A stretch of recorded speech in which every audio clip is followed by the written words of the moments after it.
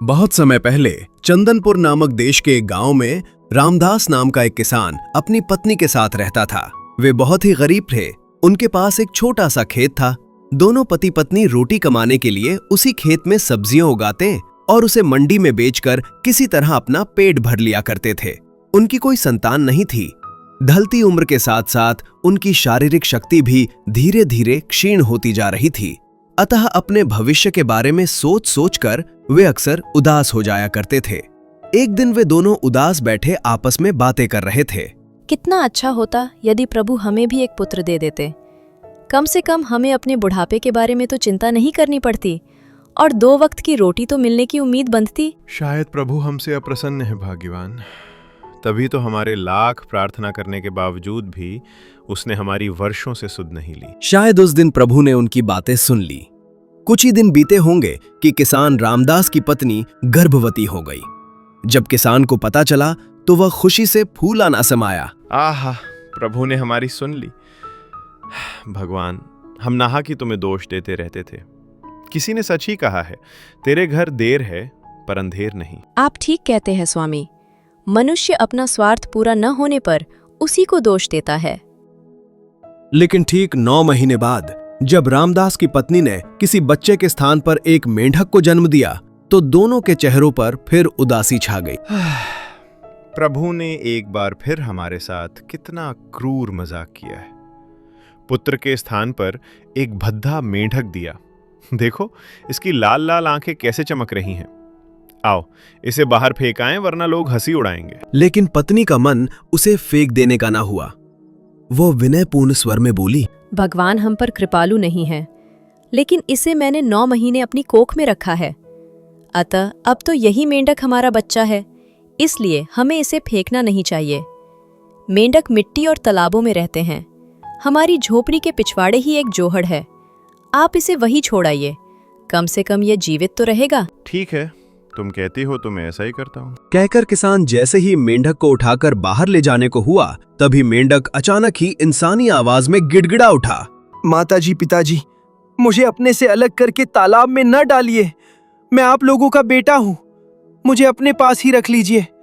जब मैं बड़ा हो जाऊंगा तो मेरी शक्ल सूरत आपकी तरह इंसानों जैसी हो जाएगी, तब मैं आपकी खूब सेवा करूंगा। मेंढक को इंसानी बोली बोलते देख किसान और उसकी पत्नी आश्चर्यचकित हो उठे।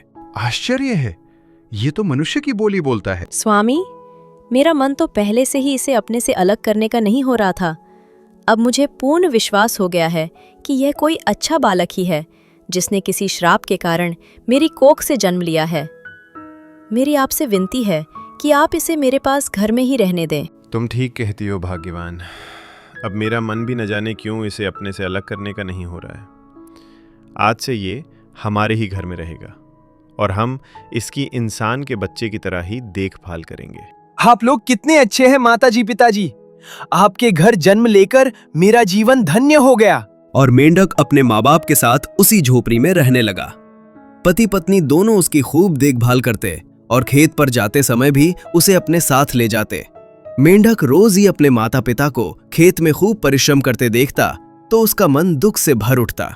ओह, मैं इनका बेटा होते हुए भी इनका बोझ हल्का नहीं कर पाता, इनके काम में हाथ नहीं बटा पाता।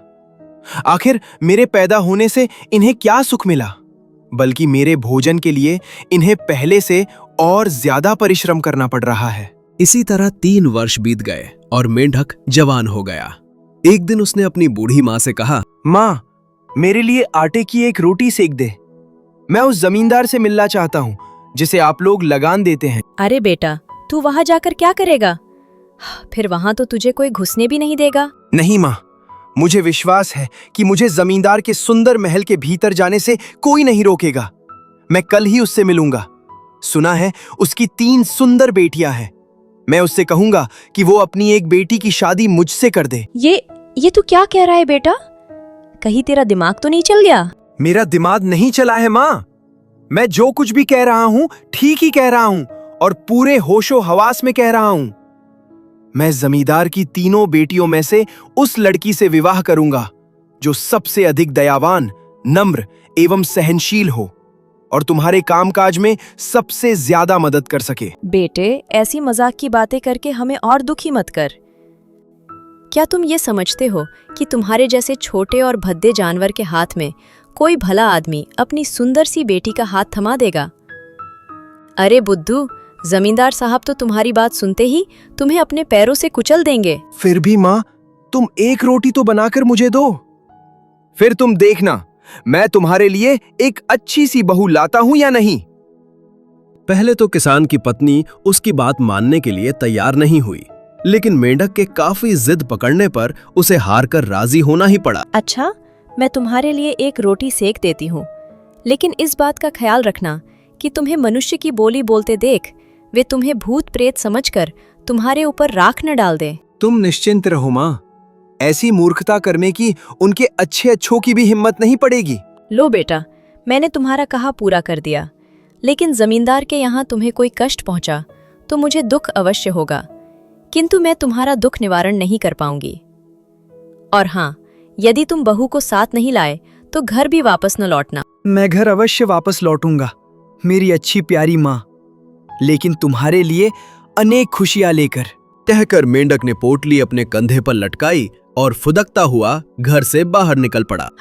आह, पता नहीं प्रभु मेरी ममता की और क्या क्या परीक्षा लेना चाहता है। गांव से काफी दूर जमींदार का महल था। जब मेंढक वहां पहुंचा तो शाम ढल चुकी थी। महल के द्वार पर पहुंचकर उसने द्वार खटखटाया।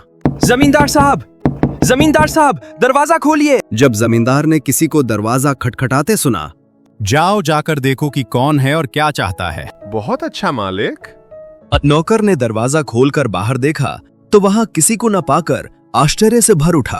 अरे यहाँ तो कोई नहीं। फिर दरवाजा किसने खटखटाया और जमींदार साहब को कौन पुकार रहा था? शायद इसने मुझे देखा नहीं। भाई, तुम इधर उधर कहाँ देख रहे हो? मैं यहाँ हूँ और दरवाजा मैंने ही खटखटाया था। आए तुम? मेंढक इंसानों की बोली बोलते हो? हाँ, इंसानों की बोली बोलता हूँ। तुम अपने मालिक से जाकर कहो कि मैं उनसे इसी वक्त मिलना चाहता हूँ। एक मेंढक को इंसानों की बोली बोलते देख नौकर बुरी तरह घबरा उठा और दौड़ा दौड़ा अपने मालिक के पास पहुंचा। मालिक, दरवाजे पे एक मेंढक खड़ा है और वो इंसानों की बोली बोलता है। कहता है कि मैं इसी समय तुम्हारे मालिक से मिलना चाहता हूँ। क्या? ओह, आश्चर्य की बात है। नौकर की बात सुनकर जहां जमींदार सोच में डूब गया, वही पास बैठा मुंशी घबराकर बोल उठा। मालिक, मुझे लगता है वो जरूर कोई भूत प्रेत होगा। मेरी मानिए तो तुरंत उस पर राख डलवा दीजिए। ऐसा करने से भूत प्रेत भाग जाते हैं। नहीं, ऐसा करना उचित नहीं होगा। जरूरी नहीं कि वह कोई भूत प्रेत ही हो। मेढक पानी में रहते हैं, हो सकता है वह जल देवता का कोई संदेशा लेकर आया हो। सुनो रामू, जिस प्रकार देवताओं की आवभगत की जाती है उसी प्रकार उसकी करो। पहले उस पर दूध छिड़को, उसके बाद मैं देखूंगा कि वह कौन है और मेरे पास किस लिए आया है। जमींदार के नौकरों ने वैसा ही किया जैसा उनके मालिक ने कहा था। उन्होंने मेढक पर दूध छिड़कने के साथ साथ कुछ दूध उसके ऊपर हवा में भी उड़ेला। तभी जमींदार स्वयं दरवाजे पर पहुंच गया। मेंढक देवता, क्या तुम जल देवता के महल से आ रहे हो? कहो, हम तुम्हारी क्या सेवा कर सकते हैं? मैं जल देवता के महल से नहीं आ रहा जमींदार साहब। मैं तो अपनी ही इच्छा से आपके पास आया हूं। आपकी सब लड़कियां विवाह योग्य हैं। मैं उनमें से एक से शादी करना चाहता हूं। कृपया अपनी एक लड़की का हाथ मेरे हाथ में देकर मुझे अपना दामाद बना लीजिए। मेंढक की बात सुनकर जमींदार और उसके सब नौकर बड़े भयभीत हुए। किसी तरह अपने भय पर काबू पाता हुआ जमींदार क्रोध भरे स्वर में बोला, ये तुम कैसी बेसिर पैर की बातें कर रहे हो? आईने में जरा अपनी सूरत तो देखो, कितने भद्दे और बदसूरत हो। कितने ही बड़े बड़े जमींदारों ने मेरी बेटियों से विवाह करना चाहा, लेकिन मैंने सबको मना कर दिया। फिर मैं तुम जैसे भद्दे मेढक को अपनी बेटी कैसे विया सकता हूं? बेकार की बातें मत करो और जाओ यहां से। सुनिए ससुर जी, यदि आप मेरी बात नहीं स्वीकारेंगे तो मैं हंसना शुरू कर दूंगा। मेंढक की बात सुनकर जमींदार के सब्र के सारे बांध टूट गए और वो क्रोध से चीख उठा, मेंढक के बच्चे, तेरा दिमाग खराब हो गया है। अगर तुझे हंसना ही है तो मेरे दरवाजे से दूर हो जा और खूब जी भरकर हंस। नहीं, मैं तुम्हारे ही दरवाजे पर खड़ा होकर हंसूंगा। कहने के साथ ही मेंढक ने जोर जोर से हंसना आरंभ कर दिया। उसके हंसने से अचानक ही बड़े जोरों की आवाज हुई और उसी के साथ धरती कांपने लगी। जमींदार के महल के ऊंचे ऊंचे स्तंभ हिलने लगे, मानो महल गिरना ही चाहता हो।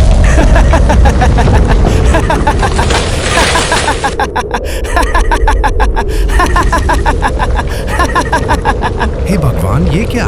तभी सारे आकाश में धूल, रेत, मिट्टी, कंकड़ और पत्थर उड़ने लगे। सूरज एवं सारा आकाश अंधेरे से ढक गया और जमींदार के घर के सब लोग और नौकर चाकर हवा में उड़ उड़कर एक दूसरे से टकराने लगे। किसी की नहीं मालूम हो सका कि वे क्या कर रहे हैं और ये सब क्या हो रहा है। जब जमींदार ने यह महसूस किया कि यदि जल्द ही उसने मेंढक को हंसने से नहीं रोका तो न केवल उसका महल ही खंडहर में बदल जाएगा, बल्कि परिवार समेत सभी नौकर चाकर भी एक दूसरे से टकरा टकरा कर मर जाएंगे, तो वो शीघ्रता से बोला, मेंढक महाशय, मैं आपकी बात मानने के लिए तैयार हूँ। कृपया करके आप हंसना बंद करें। मैं अपनी सबसे बड़ी बेटी का ब्याह आपके साथ कर दूंगा। मेंढक ने हंसना बंद कर दिया तो धीरे धीरे पृथ्वी ने भी कांपना बंद कर दिया। महल, मकान आदि सब अपनी अपनी जगह पुनः पहले के समान स्थिर हो गए। भीतर आइए मेंढक महाशय, मैं अभी विवाह की तैयारियां करता हूँ। धन्यवाद ससुर जी। त्रस्त जमींदार ने आनन फानन में विवाह मंडप तैयार करवाया और पंडित को बुलाकर मेंढक के साथ अपनी बड़ी बेटी के फेरे लगवा दिए। मेरी प्यारी बेटी, हे प्रभु, ये तूने इसे कैसी सजा दी है? विधिवत विवाह पूर्ण होने के बाद ससुर जी, मैं इसी समय अपनी बहू को लेकर घर जाना चाहता हूँ। कृपया आप जल्द से जल्द विदा की पूरी तैयारी कर दीजिए। ठीक है। जमींदार ने उसी समय 2 घोड़े मंगवाए, एक अपनी बेटी के लिए और दूसरा उसके दहेज के लिए। फिर कुछ देर बाद जमींदार और उसके परिवारजनों ने भरे हृदय से उन्हें विदा कर दिया। मेढक धरती पर फुदक फुदक कर चलता हुआ अपनी पत्नी को मार्ग दिखाने लगा। जमींदार की बड़ी लड़की का नाम श्यामलता था। मेंढक से विवाह कर वो बिल्कुल भी खुश न थी। जब फेरे डल रहे थे तभी उसने मन ही मन ये फैसला कर लिया था कि वो मेंढक से छुटकारा पाकर ही रहेगी। इसीलिए उसने विदा होने से पहले 2 बड़े बड़े पत्थर अपने वस्त्रों में छिपाकर रख लिए थे और अब उस मौके की तलाश में थी कि पत्थर मारकर मेंढक को ढेर कर सके। पहले उसे घोड़े के पैरों तले कुचलकर मारना चाहा, लेकिन अपने इस उद्देश्य में वो सफल नहीं हो पाई, क्योंकि मेंढक फुदकता हुआ कभी एक तरफ हट जाता तो कभी दूसरी तरफ। कमबख्त बहुत चालाक है, लेकिन मैं इससे छुटकारा पाकर ही रहूंगी। एक बार उसे मौका लग ही गया। जैसे ही उसने मेंढक को कुछ करीब पाया, उसने झट अपने वस्त्र से एक पत्थर निकाला और मेंढक पर दे मारा। निशाना बिल्कुल सही बैठा। बेचारा मेंढक पत्थर के नीचे ही दबकर रह गया। श्यामलता ने प्रसन्न होकर अपना घोड़ा वापस मोड़ा और घर की ओर चल पड़ी। पिताजी पूछेंगे तो कह दूंगी कि वो मुझे मार्ग में ही छोड़कर भाग गया। लेकिन श्यामलता अभी थोड़ी ही दूर पहुंची होगी कि किसी ने उसे पुकारा। श्यामलता, रुको, मैं तुमसे कुछ कहना चाहता हूँ। कौन? जैसे ही श्यामलता ने पलटकर देखा, सामने मेंढक को सकुशल खड़े देख उसकी आंखें आश्चर्य से फट पड़ी। तुम अभी जीवित हो? हाँ, और यदि मुझे मालूम होता कि तुम मुझे जरा भी पसंद नहीं करती तो मैं तुमसे विवाह कर तुम्हें कभी भी अपने साथ नहीं लाता। खैर, अब भी कुछ नहीं बिगड़ा है। आओ, मैं तुम्हें तुम्हारे पिता के पास छोड़ आऊं। यही ठीक रहेगा भद्दे मेंढक, क्योंकि मैं तुम्हारे साथ कभी भी खुश नहीं रह सकती। मेंढक श्यामलता को लेकर पुनः जमींदार के पास पहुंचा। अरे, तुम दोनों वापस क्यों लौट आए? क्या दहेज में किसी वस्तु की कोई कमी रह गई है? ऐसी कोई बात नहीं है ससुर जी। दरअसल मैं आपकी बड़ी बेटी को छोड़ने आया हूँ, क्योंकि आपकी ये बेटी मुझे जरा भी पसंद नहीं करती। कृपया करके आप अपनी दूसरी बेटी का विवाह मुझसे कर दीजिए। मेंढक की बात सुनकर जमींदार का क्रोध फिर भड़क उठा। खामोश बदतमीज, मैं तुम्हारे कहने के मुताबिक अपनी एक बेटी का विवाह तुमसे कर चुका हूं। यदि वो तुम्हें पसंद है तो उसे साथ ले जाओ, यदि नहीं पसंद है तो उसे यहीं छोड़ जाओ। मैं अपनी दूसरी बेटी का विवाह तुमसे करने के लिए कतई भी तैयार नहीं। सुनिए ससुर जी, यदि आपने मेरी बात नहीं मानी तो मैं चिल्लाना आरंभ कर दूंगा। अगर ये चिल्लाता है तो कोई हर्ज नहीं, बस इसका हंसना ही खतरनाक है। सोचकर वो मेंढक को चिढ़ाता हुआ बोला, सुनो मेंढक के बच्चे, मैं किसी भी हालत में अपनी दूसरी बेटी की शादी तुमसे करने को तैयार नहीं। तुम्हें यदि चिल्लाना है तो खूब जी भर कर चिल्लाओ। यहां तुम्हारे चिल्लाने पर किसी के भी कानों पर जूं तक नहीं रेंगेगी। अच्छा, तो ये बात है। और मेंढक ने जोर जोर से चिल्लाना आरंभ कर दिया। उसकी आवाज इतनी तेज थी कि मानो रात के समय बड़े जोर से बिजली कड़क रही हो। हे भगवान, हमारे तो कानों के पर्दे फटे जा रहे हैं। चारों ओर बिजली कड़कड़ाने के साथ ही पहाड़ों से नदियों में इतना अधिक पानी आने लगा कि कुछ ही क्षणों में सब नदियों में बाढ़ आ गई और धीरे धीरे सारी जमीन पानी के बहाव में घिरने लगी और पानी चढ़ता चढ़ता जमींदार के महल तक आ पहुंचा। जब जमींदार और उसके परिवार वालों ने ये देखा तो भयभीत होकर सब दौड़कर महल की सबसे ऊपर की मंजिल पर जा पहुंचे और वहां से अपने गांव की तबाही देखने लगे। स्वामी, आप इस मेंढक को तुरंत चिल्लाने से रोकिए, वरना हम सब महल समेत पानी में डूबकर मर जाएंगे। देखिए, पानी महल के ऊपर चढ़ता चला आ रहा है। लाचार हो जमींदार को मेंढक से कहना ही पड़ा। मेंढक महाशय, मैं अपनी दूसरी बेटी का विवाह तुम्हारे साथ करने के लिए तैयार हूँ। कृपा करके चिल्लाना बंद करिए, वरना हम सब मर जाएंगे। ठीक है, तुम सब नीचे आओ और जल्दी से विवाह की रस्में पूरी करो। कहकर मेंढक ने चिल्लाना बंद कर दिया तो पानी धीरे धीरे नीचे बैठता हुआ जिधर से आया था उधर ही वापस लौटकर सबकी नजरों से ओझल हो गया। उफ, जान बची। पता नहीं ये अचानक किस मुसीबत से पाला पड़ गया है। आओ नीचे चलें, वरना वो कोई नई मुसीबत और खड़ी कर देगा। जमींदार की दूसरी बेटी का नाम था प्रेमलता। जमींदार ने आनन फानन में उसका विवाह मेंढक से किया और एक घोड़े पर दहेज और दूसरे घोड़े पर अपनी बेटी को बिठाकर मेंढक के साथ विदा कर दिया। लेकिन जमींदार की मजली लड़की प्रेमलता भी मेंढक से विवाह कर खुश नहीं थी। उसने भी मार्ग में वही किया जो उसकी बड़ी बहन ने किया था। मौका देखकर उसने भी एक बड़ा सा पत्थर मेंढक पर दे मारा और उसे मरा जानकर वापस लौट पड़ी। लेकिन जैसे ही वो कुछ दूर पहुंची, मेंढक फुदकता हुआ उसके सामने आ खड़ा हुआ। नहीं, तुम जिंदा नहीं हो सकते। मैंने तो तुम्हें मार दिया था। मैं मरा नहीं हूं प्रेमलता, बल्कि जिंदा हूं। लेकिन शायद हम दोनों के भाग्य में एक साथ रहना नहीं लिखा है। आओ, मैं तुम्हें भी तुम्हारे घर छोड़ाऊं। मेंढक ने प्रेमलता को भी उसके घर छोड़ा और जमींदार और उसके परिवार वालों को फिर भयभीत कर तीसरी बेटी चंद्रिका से विवाह कर अपने घर की ओर चल पड़ा। चंद्रिका अपनी अन्य बहनों की तरह कठोर हृदय नहीं थी। उसके हृदय में बहुत दया थी। उसे ये भी समझते देर नहीं लगी थी कि वो मेंढक कोई साधारण मेंढक नहीं है। शायद ईश्वर को मेरा विवाह एक मेंढक के साथ ही होना मंजूर था, अतः मुझे अपने भाग्य से कोई गिला शिकवा नहीं होना चाहिए और उसे ही अपना स्वामी मानकर पत्नी धर्म का पालन करना चाहिए। मेंढक चंद्रिका को लेकर अपने घर पहुंचा तो उसे एक सुंदर सी बहू के साथ आया देख उसके माता पिता की खुशी का ठिकाना नहीं रहा।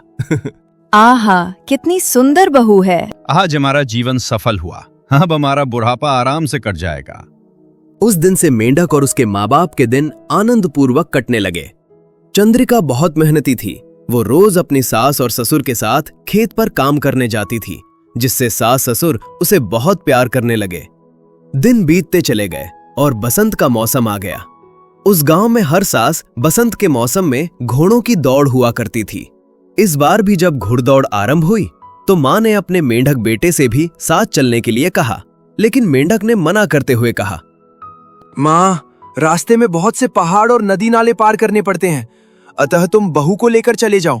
मैं भला कहाँ कहाँ परेशान होता फिरूंगा। ठीक है, तो हम जाते हैं और संध्या होते ही लौट आएंगे। तुम्हारे लिए रोटी बनाकर रख दी है, खा लेना। घोड़े पर सवार होकर मेंढक के माता पिता और चंद्रिका उस मैदान की ओर चल पड़े जहां घुड़दौड़ होती थी। जब वे घुड़दौड़ मैदान में पहुंचे तो घुड़दौड़ आरंभ हो चुकी थी। चंद्रिका अपनी सास और ससुर के साथ एक स्थान पर बैठकर घुड़दौड़ देखने लगी। ये घुड़दौड़ 3 दिन तक चलती रहती थी। जो कोई इस घुड़दौड़ में जीतता था उसकी बहुत इज्जत होती थी और उसे हर व्यक्ति अपने घर में बुलाकर दावत देता था। वाह, वो नीली कमीज वाला युवक इस साल फिर जीत गया। हाँ, अब देखना है कि वो कल भी मैदान में उतरता है या नहीं। घुड़दौड़ देखने के बाद मेंढक के माँ बाप और पत्नी जब संध्या को घर वापस लौटे और उन्होंने मेंढक को वहां पर जीतने वाले के बारे में बताना चाहा, तो मेंढक तुरंत बोल उठा, मैं जानता हूं आज की तमाम दौड़ों में एक नीली कमीज वाला युवक जीता है। हाँ, लेकिन ये सब तुम्हें कैसे मालूम हुआ, जबकि तुम वहाँ गए ही नहीं? मेंढक की बात सुनकर सभी को आश्चर्य हुआ और उन्होंने इस बारे में उससे पूछना चाहा, लेकिन मेंढक ने उन्हें टाल दिया। अगले दिन फिर ऐसा ही हुआ। जब सब घुड़दौड़ देखकर घर वापस लौटे और उन्होंने जीतने वाले युवक के बारे में बताना चाहा, तो मेंढक ने फिर उन्हें जीतने वाले के बारे में बता दिया। सबको पुनः आश्चर्य हुआ, परंतु काफी पूछने के बावजूद भी मेंढक ने इस संबंध में उन्हें कुछ नहीं बताया। और तीसरे व अंतिम दिन अब मेंढक के माता पिता घुड़दौड़ देखने गए, तो उन्हें घुड़दौड़ में भाग लेने वाले युवकों में एक बहुत ही सुंदर और हृष्ट-पुष्ट युवक दिखाई दिया, जो सभी प्रतियोगियों में बिल्कुल अलग ही दिखाई दे रहा था। उसने हरे रंग के वस्त्र पहन रखे थे। उसके कंधे पर जो तीर धनुष लटका था वो चांदी का था। घुड़दौड़ आरंभ हुई तो उस सुनहरे वस्त्रधारी व्यक्ति ने घोड़े को दौड़ाते दौड़ाते ही एक के बाद एक 3 कबूतरों को अपने तीर का निशाना बना दिया। वाह, क्या निशाना है! मुझे विश्वास है इस घुड़दौड़ में यही विजयी होगा। अपने इस महान कारनामे से वो सभी का आकर्षण केंद्र बन गया। दौड़ के बीच में ही उसने अपने घोड़े की जीन में से कुछ सोने के सुंदर फूल निकाले और उन्हें अपनी बाईं और मैदान के बाहर खड़े लोगों के ऊपर फेंक दिया। इसी तरह उसने जीन की दाईं ओर से कुछ चांदी के फूल निकाले और उन्हें अपनी दाहिनी ओर वाले लोगों पर फेंक दिया। उस दिन की सारी प्रतियोगिताओं में उसी सुनहरे वस्त्र धारण किए बलिष्ठ एवं सुंदर जवान युवक की ही जीत हुई। वहां मौजूद सभी लोगों ने उसे घेर लिया। वह सभी उसे अपने अपने घर ले जाकर दावत खाने की प्रार्थना करने लगे। आज की दावत मेरे घर चलकर कबूल करो बेटा। नहीं, आज की दावत मेरी ओर से। ओह, शाम होने वाली है। मुझे तुरंत घर पहुंचना चाहिए, वरना सब गड़बड़ हो जाएगी। शाम होने को आ गई थी। उस युवक ने किसी की दावत कबूल नहीं की और जल्दी से अपने घोड़े पर सवार होकर उस गांव की ओर चल पड़ा जहां से मेंढक के माँ बाप और बहू आए थे। आश्चर्य है, उसने तो किसी की दावत कबूल नहीं की, किसी से बिना बोले ही चला गया। पता नहीं कौन था और कहाँ रहता था। और सब लोग खड़े खड़े उस सुनहरे घुड़सवार को जाते देखते ही रह गए। उस संध्या को भी जब मेंढक के माँ बाप और पत्नी घर वापस लौटे तो मेंढक उन्हें दरवाजे पर ही खड़ा मिला। आप लोग लौट आए माताजी पिताजी, मैं आप लोगों का ही इंतजार कर रहा था। आइए आइए, भीतर ही बातें होंगी। बेटा, जानते हो आज घुड़दौड़ में कौन आया था और किसकी जीत हुई? हाँ माँ, जानता हूँ। तुम यही कहना चाहती हो ना कि आज की दौड़ में सुनहरे वस्त्रधारी ने कमाल कर दिया। उसने न केवल आज की अंतिम प्रतियोगिता ही जीती, बल्कि घुड़सवारी करते करते ही उसने 3 कबूतरों को अपने तीरों का निशाना बनाया और सोने और चांदी के फूल भी लोगों पर बरसाए। बिल्कुल यही हुआ बेटा, लेकिन वहाँ का हाल तुम्हें बिना वहाँ जाए ही कैसे मालूम हो जाता है? लेकिन मेंढक पहले के समान फिर बात को टाल गया। समय बीतता गया। अगले साल बसंत के मौसम में फिर घुड़दौड़ हुई। मेंढक की पत्नी, माँ और पिता फिर घुड़दौड़ देखने गए, लेकिन मेंढक नहीं गया। तीसरे दिन सब लोगों ने फिर उस सुनहरे व्यक्ति को देखा और वो सुनहरा व्यक्ति फिर प्रतियोगिता जीतकर बिना किसी से कुछ कहे उसी गांव की ओर चला गया जहां मेंढक अपने माँ बाप के साथ रहता था। आश्चर्य है, वो हमारे गांव की ओर कहाँ जाता है? जब मेंढक की पत्नी और माँ बाप घर आए तो उन्हें ये देखकर फिर बड़ा आश्चर्य हुआ कि इस बार फिर मेंढक को सब बातें मालूम थीं। चलो माँ, अब देर ना करो और जल्दी से खाना परोसो, मुझे बड़े जोरों से भूख लग रही है। तुम बैठो, मैं अभी खाना परोसती हूँ। मेंढक तो भोजन करने बैठ गया, लेकिन उसकी पत्नी चंद्रिका के दिमाग में अब की बार उथल पुथल मच चुकी थी। वो सोच रही थी, मेरा पति घुड़दौड़ में तो जाता नहीं, फिर उन्हें वो सब बातें कैसे मालूम हो जाती हैं? और उस सुनहरे वस्त्र पहने घुड़सवार को दिन छिपने से पहले ही क्यों जाना पड़ता है? वो हमारे गांव की ओर क्यों जाता है? जरूर मेरे पति मेंढक और उस घुड़सवार में कोई रहस्य है। अब मैं इस रहस्य को जानकर ही रहूंगी। अगले साल बसंत ऋतु में फिर घुड़दौड़ हुई। चंद्रिका अपनी सास ससुर के साथ फिर घुड़दौड़ देखने गई। 2 दिन तो वो सुनहरे वस्त्र वाला व्यक्ति घुड़दौड़ में सम्मिलित नहीं हुआ, लेकिन तीसरे दिन जब वो व्यक्ति घुड़दौड़ में सम्मिलित हुआ और घुड़दौड़ आरंभ होने लगी तो चंद्रिका अपनी सास से बोली, माताजी, मेरे सिर में बड़े जोरों से दर्द हो रहा है और मैं घर जाना चाहती हूँ। आप मुझे एक घोड़ा दे दीजिए। क्यों नहीं बेटी, तुम अपना घोड़ा ले जाओ और घर जाकर आराम करो। हम संध्या तक आ जाएंगे। चंद्रिका ने तुरंत अपने घोड़े पर काठी चढ़ाई और उस पर सवार होकर तेज गति से अपने घर की ओर चल पड़ी। घर पहुंचकर उसने सबसे पहले अपने पति मेंढक को ढूंढा, लेकिन घर में वो उसे कहीं भी नहीं दिखाई दिया। ओह, कहाँ जा सकते हैं वे? कहीं घुड़दौड़ मैदान में तो नहीं गए? लेकिन यदि उन्हें वहां जाना ही था तो हमारे साथ ही क्यों नहीं गए? आखिर इन सब बातों के पीछे क्या रहस्य हो सकता है? तभी चंद्रिका की दृष्टि एक कोने में बिछी चारपाई पर किसी मेंढक के खाल पर पड़ी। अरे, वो क्या चीज है? ये तो मेंढक की खाल है। अब समझी। ये मेंढक की खाल मेरे ही पति ओढ़े रहते हैं और वो सुनहरे वस्त्रों वाला व्यक्ति ही मेरा पति है। और अनायास ही चंद्रिका की आंखों में खुशी के आंसू बह निकले। मैं कितनी सौभाग्यशाली हूँ। मेरा पति कितना सुंदर है और कितनी अच्छी घुड़सवारी करता है। मैं तो उसके बिल्कुल अयोग्य हूँ। आहा, आज का दिन मेरे लिए कितनी खुशी का दिन है। वो बार बार अपने आंसू रोकने की कोशिश करती, लेकिन आंसू थे कि रुकने का नाम ही नहीं ले रहे थे।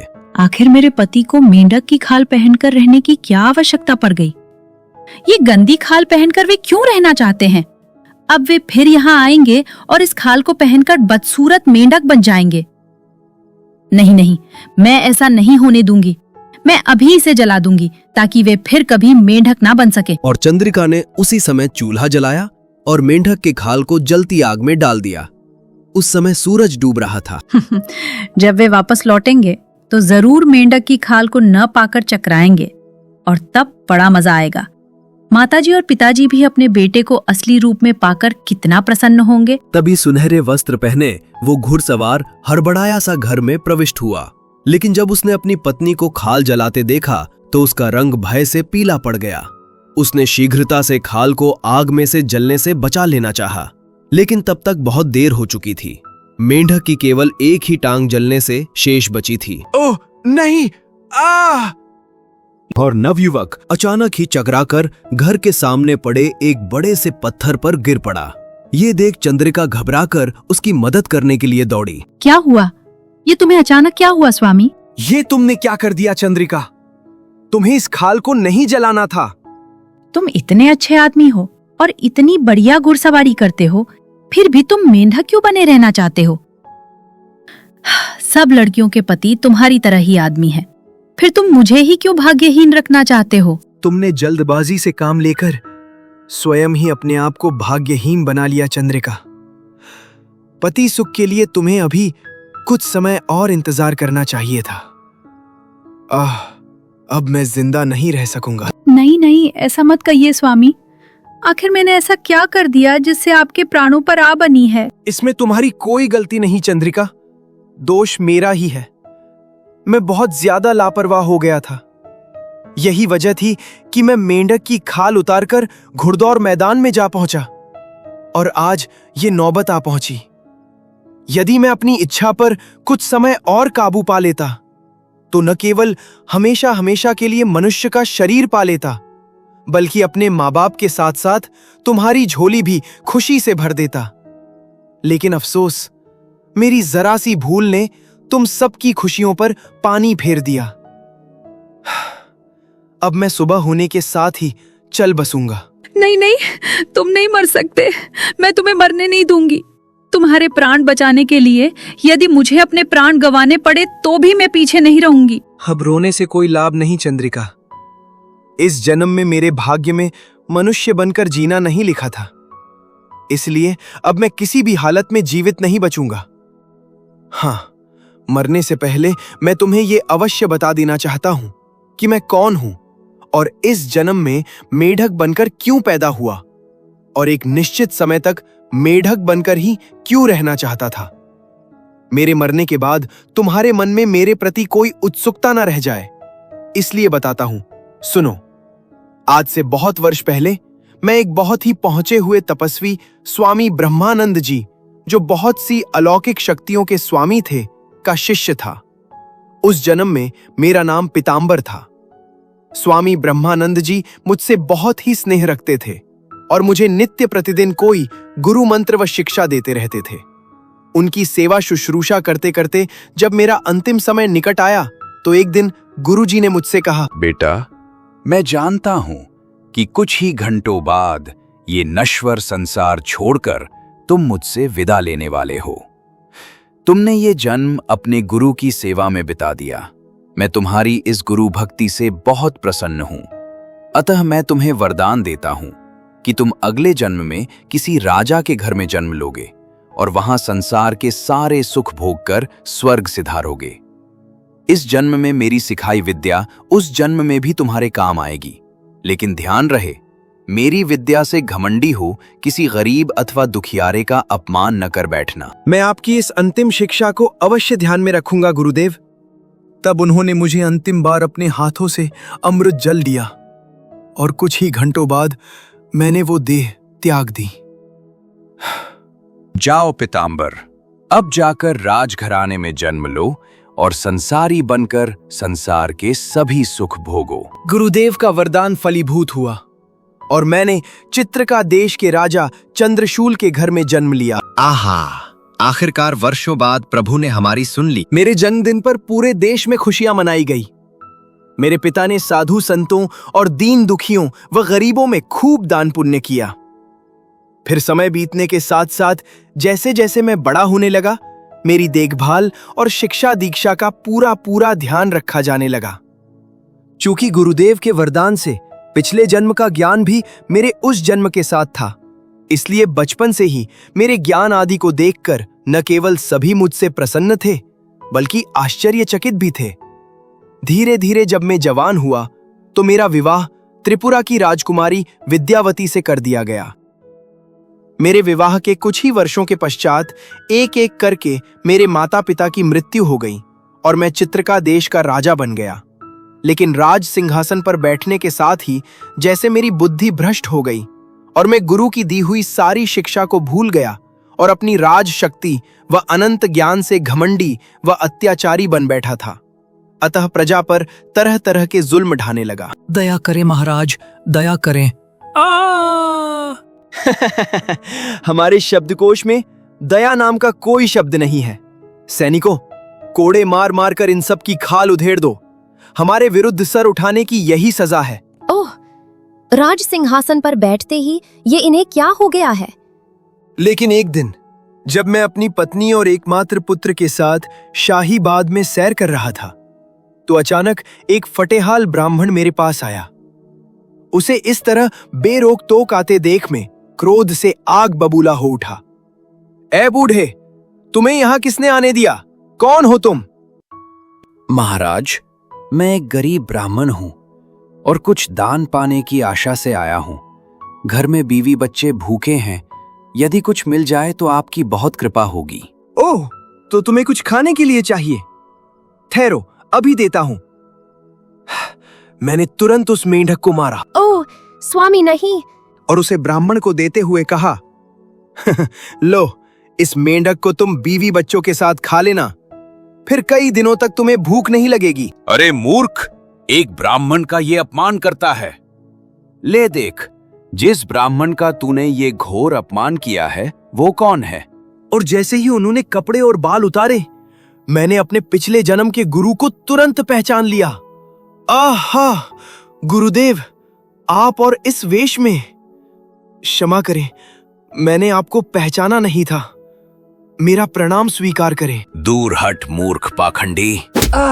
मूर्ख, मैंने तुझे ये जीवन वरदान में इसलिए नहीं दिया था कि तू अहंकार में चूर होकर साधु सन्यासियों, ब्राह्मणों और गरीबों का अपमान करे। भूल गया मेरी अंतिम शिक्षा को? मुझसे वास्तव में भूल हुई गुरुदेव। मुझे क्षमा कर दीजिए, मुझे क्षमा कर दीजिए। मूर्ख, तेरे शब्दकोश में यदि दया शब्द नहीं है तो मेरे भी शब्दकोश में क्षमा शब्द नहीं है। जा, मैं तुझे श्राप देता हूं कि जिस मेंढक को मारकर तूने मेरे रूप में एक ब्राह्मण का अपमान किया, अगला जन्म तू उसी मेंढक के रूप में लेगा। और मेंढक के जन्म में तू उतने वर्षों तक रहेगा जितने वर्ष का तू इस समय है। यदि इस बीच तुझे किसी ने मेंढक की खाल बदलते देख लिया या इंसान के रूप में आने के बाद उस खाल को किसी ने नष्ट कर दिया, तो तू फिर मरकर मेंढक के रूप में जन्म लेगा। नहीं नहीं, मुझ पर दया कीजिए गुरुदेव, और मेरे अपराध को क्षमा कर दीजिए। मेरा श्राप खाली नहीं जाएगा पितांबर, और तू अपने किए का फल भोग कर ही रहेगा। मेरे लाख गिड़गिड़ाने के बाद भी गुरुदेव का दिल नहीं पसीजा और वे मुझे श्राप देकर वहां से चले गए। उनके वहां से जाते ही मैं चकराकर जमीन पर गिर पड़ा और मूर्छित हो गया। स्वामी, स्वामी, होश में आइए स्वामी। फिर राजवैद्यों ने मेरा इलाज करने और मुझे होश में लाने की हर मुमकिन कोशिश की, लेकिन कोई फायदा नहीं हुआ और मैं कुछ ही दिनों बाद चल बसा। ओह नहीं स्वामी, आप मुझे छोड़ के नहीं जा सकते। और चंद्रिका, इस तरह से मुझे ये जन्म मेढक के रूप में लेना पड़ा। गुरु द्वारा दी गई मंत्र शक्ति से मैं मेढक का चोला उतारकर इंसान का रूप तो धारण कर सकता था, लेकिन उनके दिए श्राप से वक्त से पहले ये मेढक का चोला हमेशा हमेशा के लिए छोड़ नहीं सकता था। और अब तो गुरुदेव का श्राप खत्म होने में बस केवल 1 ही वर्ष बाकी रह गया था, किंतु मेरी जरा सी मूर्खता ने सब चौपट कर दिया। अब मरकर मुझे फिर मेढक के रूप में जन्म लेना होगा। क्या इस श्राप से मुक्त होने का कोई उपाय नहीं? शायद कोई नहीं। हाँ, यदि गुरुदेव को किसी तरह प्रसन्न कर लिया जाए तो वे अवश्य मुझे इस श्राप से मुक्त कर मनुष्य जीवन दे सकते हैं, लेकिन भला उन्हें कोई किस तरह प्रसन्न कर पाएगा? यदि सावित्री यमराज से अपने पति के प्राण वापस लौटा सकती है, तो क्या मैं इतना भी नहीं कर सकती? मैं उन्हें प्रसन्न करूंगी स्वामी। आप मुझे गुरुदेव के बारे में बताइए कि वे इस समय कहाँ मिलेंगे? कावेरी के जंगलों में। लेकिन तुम्हें जो करना है सुबह से पहले पहले ही करना होगा, वरना अगर मैं मर गया तो कुछ भी नहीं हो सकेगा। आप चिंता न करें स्वामी, मैं आपके प्राण बचाने के लिए अपने प्राणों की बाजी लगा दूंगी। कहकर चंद्रिका जैसे ही उठकर बाहर जाने को हुई, तभी उसके सास ससुर आ पहुंचे। उस युवक को इस प्रकार पत्थर पर लेटे देख दोनों ही आश्चर्यचकित हो उठे। अरे बेटी, ये तो वही विजेता युवक है, लेकिन ये हमारे घर कैसे आ गया? क्या हुआ है इसे? माँ जी, ये आपके ही बेटे हैं। सारी बात जानकर रामदास और उसकी पत्नी रोते बिलखते अपने बेटे से लिपट गए। हमारे भाग्य तुम हमें इंसान के रूप में मिले भी तो मृत्यु शैया पर लेटे हुए। माताजी, पिताजी, आप चिंता ना कीजिए। मैं इनके गुरु से इनके जीवन की भीख लेकर ही वापस लौटूंगी। आप इनकी देखभाल कीजिए। मैं इनके गुरुदेव की खोज में जाती हूँ। कहकर चंद्रिका उसी घोड़े पर सवार हो गई जिस पर उसका पति पीतांबर सवार होकर आया था। अगले ही पल उसने जैसे ही घोड़े को एड़ लगाई, घोड़ा हवा से बातें करने लगा। नदी, नालों और अनेक पहाड़ों को पार करने के पश्चात चंद्रिका कावेरी के घने जंगलों में पहुंची। अब मुझे जल्द से जल्द उस झोपड़ी की खोज करनी होगी जहाँ स्वामी ब्रह्मानंद जी वास करते हैं। काफी देर तक जंगल की खाक छानने के पश्चात चंद्रिका को दूर एक झोपड़ी दिखाई दी। आहा, वो रही स्वामी ब्रह्मानंद जी की कुटिया। उन्होंने जैसे स्थान की व्याख्या की थी, ये स्थान बिल्कुल वैसा ही है, लेकिन समय बहुत कम है। मैं इतनी जल्दी उन्हें प्रसन्न कैसे कर पाऊंगी? चंद्रिका उस कुटिया के भीतर प्रविष्ट हुई तो उसे भीतर एक अत्यंत ही वृद्ध साधु ध्यानमग्न दिखाई दिया। उसकी जटाओं पर पक्षी अपना घोंसला बनाए हुए थे तथा आसपास घास उगी हुई थी। लगता था जैसे सदियों से वे तपस्या में लीन हों। प्रणाम महर्षि। लेकिन प्रणाम करने के बावजूद भी जब साधु ने आंखें नहीं खोली तो चंद्रिका उनकी सेवा करने में जुट गई। यदि इन्होंने जल्दी ही आंखें ना खोली तो मेरे पति के प्राण संकट में पड़ जाएंगे। हे प्रभु, मैं क्या करूं? जैसे जैसे समय बीतता गया, चंद्रिका व्याकुल होती चली गई। जब उसने ये देखा कि सूर्योदय होने में कुछ ही समय शेष रह गया है, तो उसने अपनी कमर से कटारी निकालकर अपनी एक टांग काट ली। महर्षि, मेरे पति के प्राण संकट में हैं। उनकी सजा में भुगतने के लिए तैयार हूं। लीजिए, मेरा ये अंग स्वीकार करके मेरे पति के प्राण वापस लौटाकर उन्हें अपने पाप से मुक्त कर दीजिए। लेकिन साधु ने अपनी आंखें नहीं खोली और चंद्रिका ने एक एक कर अपनी आंखें, कान, दूसरी टांग व एक हाथ काटकर साधु के चरणों पर अर्पित कर दिए। महर्षि, सूर्योदय होने में अब कुछ ही क्षण शेष रह गए हैं। यदि अब भी आप मेरे पति को पाप मुक्त करने के लिए तैयार नहीं हुए तो मेरे लिए भी जीना बेकार है। लीजिए, मेरी गर्दन भी अपने चरणों पर स्वीकार कीजिए। और चंद्रिका ने एक झटके से अपनी गर्दन काटकर महर्षि ब्रह्मानंद के कदमों पर चढ़ा दी। तभी स्वामी ब्रह्मानंद जी ने अपनी आंखें खोल दी।